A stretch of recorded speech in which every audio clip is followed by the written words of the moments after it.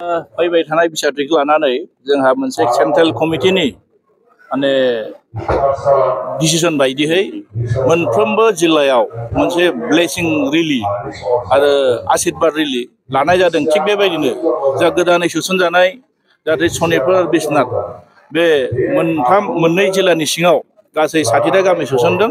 बेबायदिनो जोंहा दनसि समस्तियाव माखासे गामि हाबसनदों, जोंहा आरो रौतायाव हाबसनदों।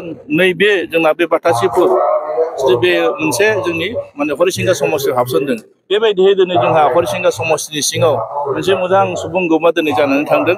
आरो बे सुबुं गौमानि जुगिदि जिथु रायजो राजाफ्रा जेरैबायदि लोब लोब फैनानै बिपिएफ दोलोखौ मोजां मोननानै बरायदों, वेलकाम खालायदों आरो बिथांमोना जिथु खोथा होदों फैबाय थानाय दिनाव जिथु सेप्तेम्बर मासाव जिथु जानो गोनां बिसायख'थि बेहाय बिपिएफनि सबियावनो भट होगोन होननानै बिथांमोना गोसो गुदुं ओंखारबोदों। बिनि थाखाय आङो दिनैनि बे सुबुं गौमानि जुगिदि जिथु ज' जानायखौ नुनानै जोङो माने हरिसिंगा समस्ति नङा होमबा, बे हरिसिंगा समस्तिया देरहागोन 100% जानानै थाबाय आरो बे जिथु थांनाय लाजिनांगौ बे बाथ्राखौ बुंदों। दा बिसोरो हाबफैनो मोना बा लाजिनांगौ होननायनि सिगां गावनो सोंना लाग्रोथों। बिसोरो हसाबे मा राजनिति दल खालायदों ना बिसोरो सोरखौबा माने नंखाय बुंनानै बिसोर माने हाबफैनो मोना बादा होलायनाय सोर बिसोरलाय? दिनै राजनिति दलनि दैदेनगिरिफ्रा बिथांमोननि खुगानिफ्राय बिदि बुंनो समाया। मानोना बिथांमोनाबो राजनिति खालायदों। जि समस्तियाव जि गामिफ्रा जि भटारफोरा हाबसनबाय बे राजनिति हान्जानि गासै दैदेनगिरिफ्रा राजनिति कर्मीफ्रा थांगोन, भट बिहैगोन नङा होमब्ला? बेहायथ' रायजो राजाफ्रासो भट होगोन। बेहायथ' बिथांमोना जुदि दानिफ्रायनो जुदि दादागिरि खालायोब्ला मा जानो हागौ बेलाय? ओंखायनो दिनै आं बुंनो नागिरदों, आंबोथ' बे ओनसोलावनो गोबाव बोसोर आन्दलननि गेजेरजों बे ओनसोलाव थानानै थांनाय बे ओनसोलनि रायजो राजाफोरनि दुखु दाहाखौ आं मोनथिगौ। मानोना बिथांमोनखौ जों बोरै पार्मानेन्ट भाबे जोंनि जि सिमां जों जि साननाय बेखौ जों बोरै सलुसन खालामनो हागोन बेखौ लानानै जोंबोथ' दिनै मोनसे राजनिति दलाव हाबदों। सुक्ति खालायनायाव जोंबो खालायदोंना। जों रायजो राजाखौ गोदाव सोराव खालायनो हानाखै। मानोना फैबाय थानाय दिनाव बिपिएफआ जिथु थांखि लानानै मावदों जे मोनफ्रोमबो जिल्लायाव थानाय बर' रायजो राजाफ्रा जाहाथे गोदाव सोराव जानो नाङा, गाव थांना थानायनि अधिकारखौ मोननांगौ। मा बिटिसिनि सिङावल' बिटिसिनि बाहेरायाव थानायखौबो हाग्रामा महिलारि सारा जिबायदि मोनसे निरापत्ता सेफगार्ड होबोदों बेनो जोंनि उदाहरन। ओंखायनो आं दिनै नोंथांमोननि बे ससियेल मिडियानि जुगे बुंनो नागिरदों, बिथांमोना जि बाथ्राखौ बुंदों बेखौ मालाय रायजो राजाफ्रा मोजां बिजिरखादों जे बिथांमोना मा बुंनो नागिरदों बेखौ बुजिजोबखाबाय। ओंखायनो दिनै बिथांमोननि सायाव बिसास गैयैनि थाखाय रायजो राजाफ्रा बिथांमोननो भट होलाना डिसिसन लानो हाबाय आरो। सार, गोबां ओनसोलफोर हाबबावनो दङ। दा नोंथांमोना सरकाराव फैयोब्ला बिनि सायाव मा बे ओनसोलफोराव जोंहा मोनसे स्पस्ट जों बेखौ बुंखादों जे सुक्तिया मारै? सुक्तियाथ' माने जितु कन्टिगुवास एरिया नङा होमबा? कन्टिगुवास एरिया जायफोर लाम बर' ओनसोलफोर थानाय बे बर'फोरखौथ' सोसनजोबनायनि बाथ्रा ना। बे खन्द' बारख' बुख' सोनायाथ' जोंनि थांखि नङा। ओंखायनो जोङो फैबाय थानाय दिनाव सरकारा फैयोब्ला जों मोजां मोनसे सावरायलायनायनि गेजेरजों बे ओनसोलखौ बोरैहाय जों सोसनजोबनो हागोन बेसो जोंनि थांखि आरो बे ओनसोलाव जों बोरैहाय मोनसे समस्ति खालायनो हागोन बे जोंनि थांखि।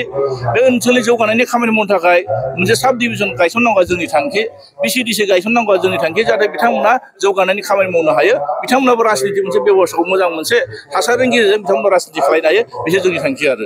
नुनो मोनदों इउपिएलनि माखासे दैदेनगिरिफोरा फैनानै बेवहाय खुन्थिया गायसनलांनाय खामानिफोरनि खोथा खालामनाय बेफोरबायदिखौ जों नुगासिनो दं। माखासे मावगोन बिसोरलाय? आंथ' एमसिएलए ना, आंथ' बाजेटखौ हमनो हादों। बबे बाजेट दं बेहायलाय? बिथांमोना मावथों। फान्डखौनो दिनै रिलिज खालायाखै, टेन्डारानो जायाखै बिथांमोना। नै इलेक्सनानो जुदि नै सेप्तेम्बर मासाव जायोबा 25 तारिखनि गेजेराव हसाके जुदि मडेल कर्ट अफ कन्डाक्टआ जायोब्ला सानब्रै ल'थारसै नै नङा होमब्ला? जामारोब्ला बबे थाखाजों मावगोन बिथांमोना? गावहानो दिनै हां अक्सिजेनानो थाला बिथांमोना जोबसिगोन, अब्ला बबे खामानिखौ मावनांगौ जागोन? आरो बेखौ थगायनाय नङा होमबा? दा नंखायनो थगायनायनि बिथांमोना जिथु फाव दिन्थिगासिनो दं बेखौ रायजो राजाया हमनो हानानैथ' बिथांमोनखौ दिनै बादों। नंखायनो दिनै लोब फैनानै दिनै जमा जाफैनायाथ' बेफोरनो खारन ना। जे थगायग्रा मानसिफोरजों सोर थागोन? रावबो थाफाया। आं बिसास होनो हानांगोन आरो बिथांमोना जोंखौ बिसासाव लानांगोन, अब्लासो भट होगोन। नंखायनो दिनै बिथांमोना जि बाथ्राखौ बुंलाबाय थादों गोदाव सोराव बुंनायनि थाखायनो जोंहा रायजो राजाफ्रा बुजिखानानै फैदों आरो। ओंखायनो फैबाय थानाय दिनाव धोर्जोल हम, मात्र 1 मासल'सै बा 1.5 मास दङ, 1.5 मासनि गेजेराव जुदि सेप्तेम्बर मासाव जुदि इलेक्सना जामारोब्ला जोंखौ रावबो लाखिनो हाया, बिपिएफ सरकार फैगासिनो दं आरो। खौरां बिजोङाव बेखौथ' जायफोर होदों आंबो नुदों ससियेल मिडियाआव बिथांमोना बुंगासिनो दं माथो नङा होमब्ला?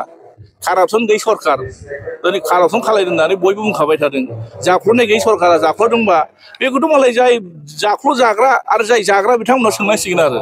बेखौथ' आं बुंनानै जेबो लाब जाला। मानोना बिथांमोननि फोरमानखौ जायफोर दिनै बे कारापसन लाइनाव जायफोर हाबसोना दं बिथांमोनासो मोजां बुंनो हासिगोन ओंखायनो दिनै बे 5 बोसोराव मा मावखो जों बुंनाय खारनाव 5 बोसोराव मा मावखो एनडिएफनि सेंग्राफोरखौ नांगौ बायदि बिथांमोना रिहेबिलिटेसन खालायासै गोदाव सोराव जाजोबना दं सुक्तियाव थानाय फैसाखौ लाबोनो हायासै बेफोरथ' फोरमान ना दंखायनो दिनै बिथांमोना गावसोरल' देरख्ल'ना थांबाय दिनै जायफोर नांग्रा दिनै बिथांमोना लेबाराव माने लेबार खालामना दोनजोब्बाय लामा दथा हाजिरा मावना जाहोजोब्बाय बे दैदेनगिरिफोरजों सोर उन खारफागोन नङा होमब्ला दिनै बे एनडिएफनि सेंग्राफोर जुदि 8,000सो सेंग्राफोरखौनो जुदि नायनो रोङाब्ला सा 35 लाख रायजो राजाखौ बोरै नायनो हानो बिलाय ओंखायनो दिनै रायजो राजाफ्रा जोंनि एनडिएफनि सेंग्राफोरखौ बिराद गोदाव सोराव खालायखाबाय रायजो राजाखौ गोदाव सोराव खालायखाबाय बिथांमोना फैसाफोरखौसो हरफिनो बिथांमोना फैसाखौसो हरफिनो फैसाखौ टाइमाव बिथांमोना मावनो हाया नंखायनो दिनै बिथांमोनखौ बुजायनांगौ दरकार गैला बुजिजोबखाथारबाय पावारखौ लाना बिथांमोना सालायनो हायाखै आरो बिपिएफआ सरकाराव जों % खोथाया जों मथा मथि बिथिंनि रिहेबिलिटेसन होनायखौ जों दायथ' लागोन मानो 2%ल'